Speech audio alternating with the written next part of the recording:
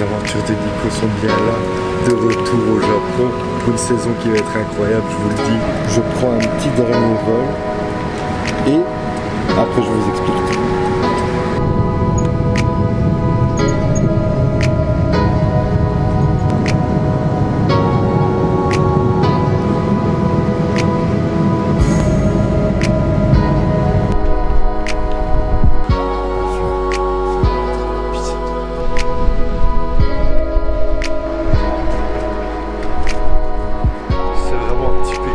Ils aiment trop être aux observatoires des aéroports, voir les avions décoller, prendre des photos avec leur plus bel appareil.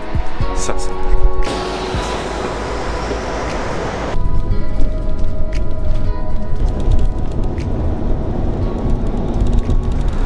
Bonjour à toutes et à tous mes petits aventuriers. Et non, vous ne rêvez pas, les aventures de Nico sont bien de retour au Japon pour une saison 4. Une saison 4 imprévue, une saison 4 improbable, mais une saison 4 quand même. Il y a beaucoup de choses que je dois vous dire. Je sais même pas par où commencer, tellement il y a de choses à dire. Mais bon, déjà, normalement, ça devait pas être une saison 4, mais une saison 5. Et elle devait arriver bien plus tard, parce que je devais partir avec les poteaux.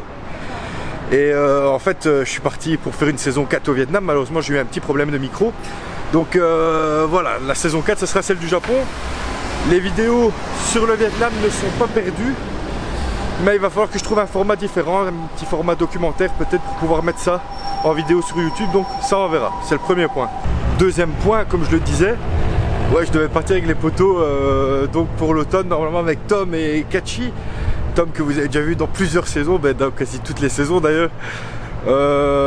Mais j'ai eu un coup de sang, j'avais envie de partir, je me sentais pas bien forcément dans ma vie en ce moment, que ce soit sur le plan professionnel, sentimental, dans mon humeur, et il fallait que je sorte de ma zone de confort. Et j'avais envie de partir tout seul parce que je change de boulot, etc. Enfin, soit. Et pour me retrouver. Et je voulais partir en Asie du Sud-Est. Et malheureusement, à cette période-ci, les moussons, elles commencent un peu partout. Donc c'est un peu embêtant. Et puis je me suis rappelé que mon amour de toujours, c'était le Japon et que je voulais retourner au Japon, sachant qu'il y a plein de choses que j'ai pas vues au Japon. Il faut savoir que je suis parti déjà, c'est ma troisième fois maintenant au Japon. La première fois c'était en 2017, j'étais parti avec mon cousin. Donc d'ailleurs je te remets le salam, Pietro, si tu vois. On avait fait vraiment déjà un beau petit tour du Japon, on avait fait Tokyo, Kyoto. Et on s'était perdu dans les montagnes à Matsumoto, on avait été voir les Alpes japonaises et tout ça, c'était vraiment bien. Et la deuxième fois, c'est la première fois que j'ai commencé les vlogs à vlogger, c'était avec Tom, donc où on est resté du côté de Tokyo. Donc on a fait un petit peu le tour et tout ça, c'était vraiment bien aussi. On a découvert plein de trucs. Et c'était la deuxième fois, donc j'étais déjà plus près, donc c'était vraiment cool. Troisième fois donc pour moi, ici au Japon, et j'ai décidé de faire vraiment quelque chose que j'avais jamais fait avant. Tout ce que je vais faire durant ce voyage, c'est de l'inédit pour les aventures de Nico. Je suis passé à Tokyo, mais vraiment en coup de vent pour l'escale. Ça m'a fait très mal au cœur d'ailleurs de ne pas m'arrêter à Tokyo. Mais voilà, je pars qu'une quinzaine de jours, donc j'ai décidé de voir d'autres choses. Et on va donc commencer le voyage à Osaka. Pour venir jusqu'à Osaka, justement, c'était toute une aventure. Que ce fut long, j'ai dormi qu'1 heure. D'ailleurs, j'espère que ça se voit pas trop, mais je suis claqué au sol. Je suis pas du tout frais comme un lardon. Un gardon, vous savez. Donc, j'espère que je vais tenir aujourd'hui, ça va être compliqué. Mais bon, quoi qu'il en soit, n'oubliez pas de commenter, liker, partager, vous savez bien, ça me fait toujours plaisir et je pense que cette aventure au Japon, elle va vraiment être cool. Donc n'oubliez pas d'activer la cloche si vous voulez suivre tout le périple, ça va être vraiment intéressant, on va voir des trucs vraiment différents, on va pas voir que du Tokyo, du Kyoto et tout ça, on va avoir des trucs un peu perdus. Je vous laisse découvrir ça au fur et à mesure du voyage. Et voilà, les aventures de Nico sont bien de retour au Japon. Je me permets une petite apparition post-scriptum parce que je manquais de détails en ces débuts de vidéo. J'ai fait plein de choses, je devais faire plein de choses, etc. en arrivant. Donc j'ai pas tout le temps su parler, etc. Et donc je voulais vous donner ce petit complément d'information. Donc voilà, ça faisait 4 ans que j'avais pas été au Japon à cause du coronavirus, alors que j'avais dit que j'y retournerais tous les ans. Mais c'est pas grave, je me suis dit voilà, déjà là sur un coup de tête, on va rattraper le temps perdu avec mon cher Japon que j'aime tant. Ça c'est mon Japon. Donc j'ai décidé d'arriver à Osaka, comme vous avez pu le voir. Et donc en arrivant, franchement ça s'est très bien passé, même si le voyage a été très long. Donc j'ai pris le bus depuis l'aéroport d'Osaka, j'ai dû retirer de l'argent. J'ai pas fait de carte SIM parce que juste avant j'avais fait une petite carte SIM numérique directement via une application. Franchement c'était super bien. Ça n'a coûté que 34 € pour les 2 semaines, j'ai utilisé 20 Go je crois. Donc franchement c'était pas mal niveau budget, toujours avoir une petite carte forcément internationale, carte de crédit ou quoi, ça fonctionne toujours dans les ATM, des combini, donc c'est top. Et voilà, donc j'étais arrivé à Osaka, je suis arrivé dans le centre du côté de Dotonbori Nanba, et c'est là que se trouve mon hôtel que j'ai payé 54 € pour 2 nuits. C'était pas cher du tout, surtout en cette période de Golden Week à laquelle je suis parti. C'était semaine durant laquelle les Japonais partent en vacances un petit peu partout, et cet hôtel était très bien. C'était un hôtel capsule, j'avais ma petite capsule privée, donc il y avait même une salle de jeu, il y avait des sanitaires très propres, mais le must c'était qu'il y avait forcément des bains publics au-dessus, des petits onsen, des petits sento, et c'était vraiment incroyable pour se relaxer juste après une dure journée de marche et de labeur.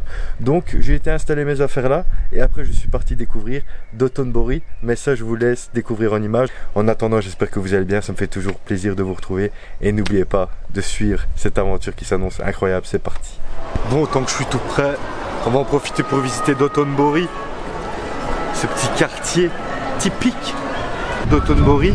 C'est 2 ruelles qui se longent le canal du même nom, et c'est vraiment impressionnant quand même. C'est vrai, toutes ces enseignes, c'est vraiment le quartier du divertissement ici dans le quartier de Nanba à Osaka. C'est vraiment chouette, j'ai hâte de voir ce que ça vaut du, mais pour l'instant je suis agréablement surpris.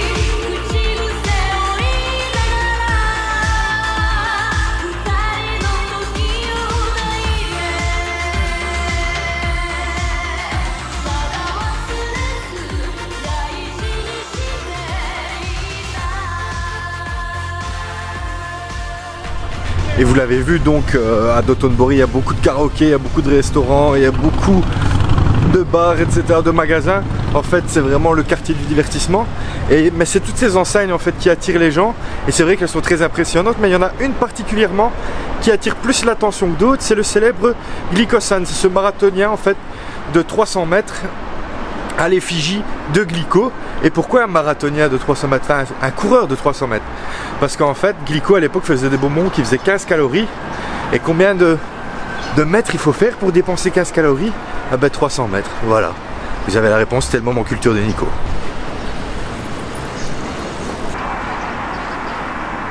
Bon, je repasserai à Dotonbori après. Au soir peut-être ça sera encore mieux. On verra, de toute façon j'ai encore du temps quand même à Osaka. Donc là je vais plutôt me diriger vers un petit temple en fait, très impressionnant aussi. C'est le temple de Nanba Sakajinja je pense. Et en fait c'est un temple où on retrouve une grande tête de lion qui fait 12 mètres de haut sur 11 mètres de large je pense, et qui s'appelle Emaden. En fait c'est un temple qui est très vieux ici à Osaka, mais il a été détruit pendant la guerre, etc. C'est un temple shinto. Avant il était shinto bouddhiste, mais comme je vous l'ai dit avec la guerre et tout ça, il a été restructuré on va dire, et en 1975 ils ont décidé de mettre cette tête de lion, cet Emaden, qui est vraiment très impressionnant, et ça donne vraiment l'ambiance, surtout le lieu parce que c'est un petit peu à l'écart des petits temples typiques ainsi au cœur du Japon qu'on trouve dans des petites ruelles. C'est vraiment cool, et donc on va aller voir ça.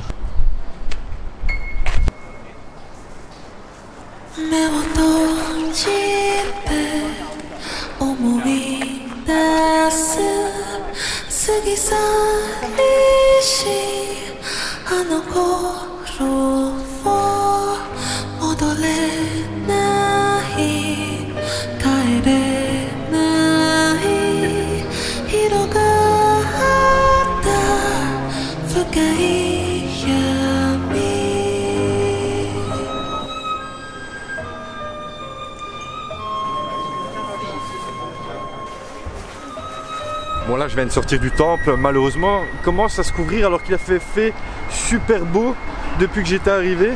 Mais bon voilà, tant qu'il pleut pas ça va. Donc je viens de sortir du temple et maintenant on va se diriger vers Shinsekai, le nouveau monde à Osaka. Mais d'abord je vais passer par Dead End Town, C'est à Nipponbashi, c'est en fait la village électrique, c'est un petit peu le Akihabara d'Osaka. Je vais pas rester longtemps parce que je vais pas acheter de figurines maintenant ou quoi que ce soit. Peut-être le dernier jour au retour, je verrai. Mais je vais quand même passer par là parce que c'est sur le chemin pour aller à Shinsekai et aussi la Otaro de là-bas. Donc la rue de tous les otaku, de tous les geeks. Et on va retrouver plein de petits magasins. On va voir ça en image et après on va à Shinsekai et je vous donne un peu plus d'informations.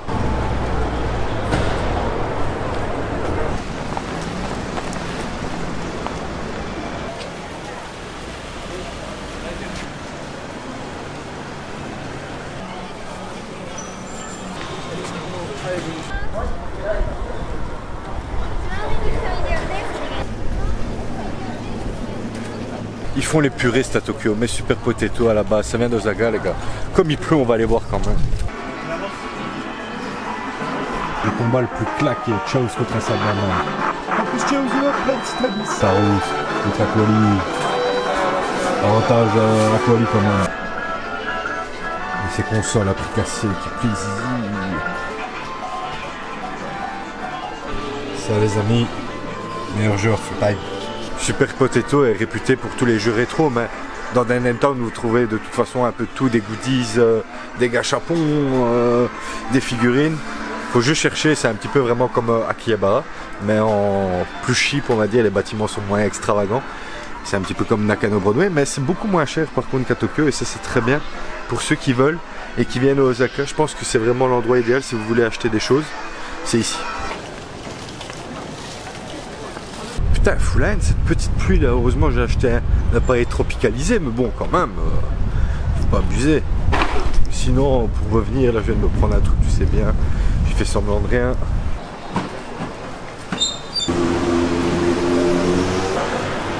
Par contre le petit côté mystique de ces quartiers là, un peu électriques, un peu otaku, c'est qu'il y a des maîtres geek café et donc des petites soubrettes qui essayent de t'accoster. Et bien sûr il y a des petits vislards qui vont.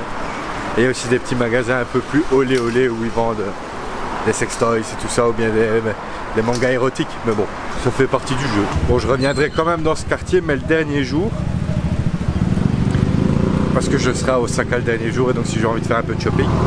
Je vais pas perdre trop de temps ici, même s'il pleut. Heureusement là il y a une sorte de petit shotengai qui protège. Et je me dirige vers Shinsekai.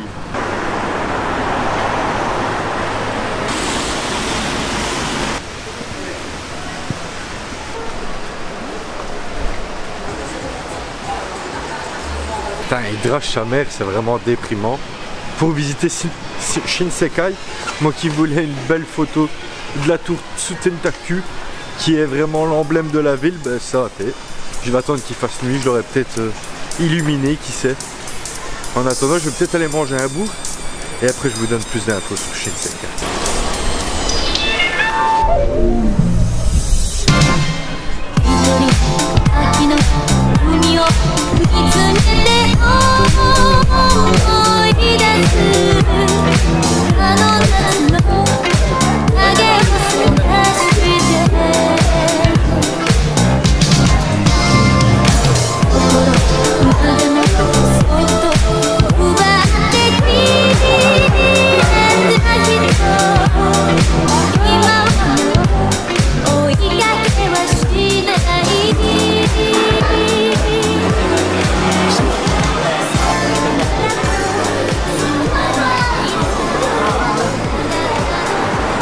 Bon, j'ai été manger le temps qu'il pleuvait.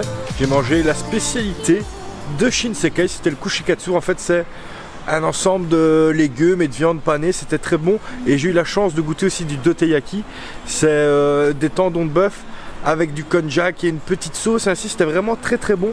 J'ai goûté deux spécialités ainsi de Osaka. Et au départ je pensais que les kushikatsu c'était comme des tempura, mais en fait la farine n'est pas la même, enfin la pâte et la chapelure n'est pas la même du tout. Et c'était vraiment très bon, il y avait du gingembre, il y avait un petit peu de crevettes panées, des légumes, des asperges et tout ça, c'était vraiment bon. Et j'ai payé ça 2000 yens, c'était 12 €. J'avais 7-8 brochettes, plus les tendons comme je vous ai dit, et une grande bière qui m'a mis en PLS parce que j'ai dormi qu'1 heure, 633 ml, je pensais que ça allait être une 33, une petite tu vois. Là je suis fracassé comme un âne, et pourtant je vais encore aller balader avec vous les gars, c'est parti.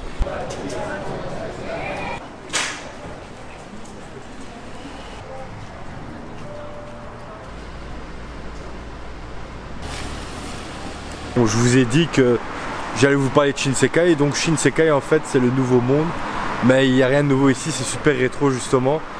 Mais ça reste néanmoins vraiment un quartier très attachant, malgré la réputation sulfureuse qu'il a, parce que effectivement jusque dans les années 1990, il y avait beaucoup de yakuza, beaucoup de prostituées ici, etc. Mais maintenant c'est devenu vraiment le palais de la street food, et il y a beaucoup de gens qui viennent ici, et on ne se sent pas en insécurité du tout. Mais bon, ça c'est un petit peu comme partout au Japon, vous savez bien, quand ils parlent des yakuza, mais même les yakuza, il suffit de pas les faire chier, sinon ils sont pas vraiment méchants, ils vont pas venir te faire chier dans la rue, ou très rarement. Donc voilà, Shinsekai, avec comme bien sûr l'emblème Tsutentaku qui veut dire la tour qui monte au ciel, bien évidemment.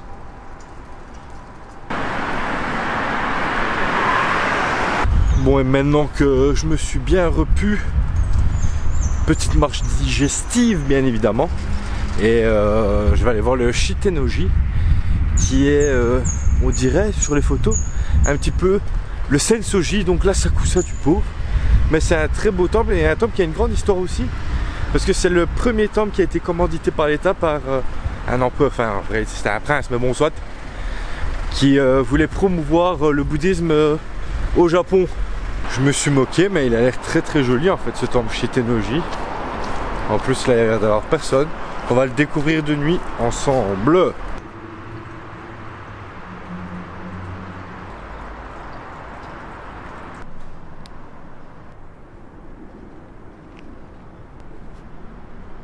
Bon, je vais voir la pagode de loin, mais je ne vais pas rentrer dans le temple, donc tant pis. Oh, ça c'est le certificat de 7 ans fonctionne encore. Putain, c'était 492 yens. Let's go.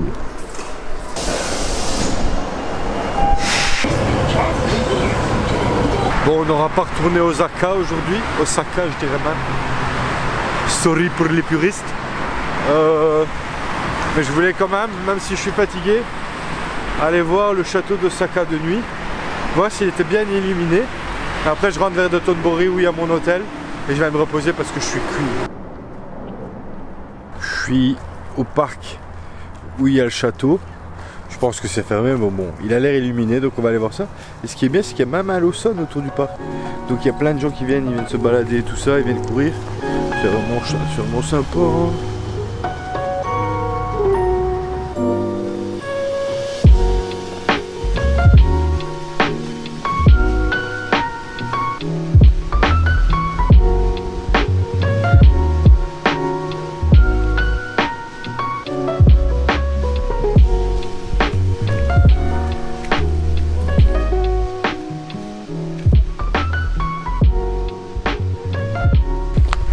Je reviens de la visite du château.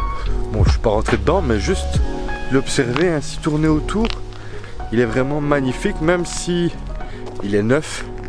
Il a été reconstruit il n'y a pas si longtemps que ça.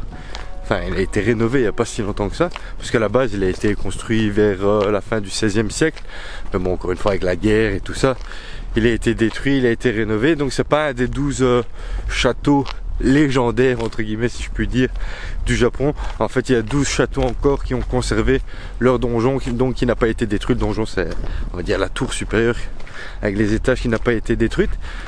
Le château d'Osaka lui, Osaka-jo comme il l'appelle, il a encore ses propres remparts et ses propres douves, et c'est peut-être ce qui m'impressionne le plus en fait. La taille des remparts est immense, c'est vraiment assez fascinant.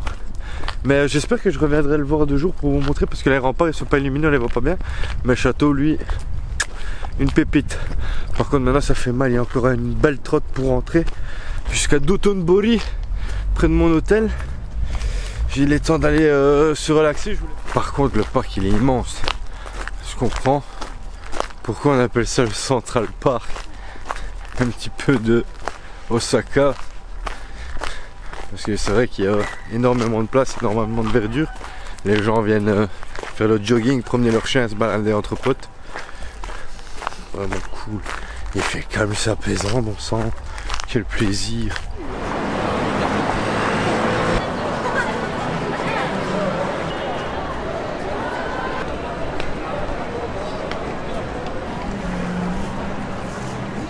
Là je suis dans ma petite cabine.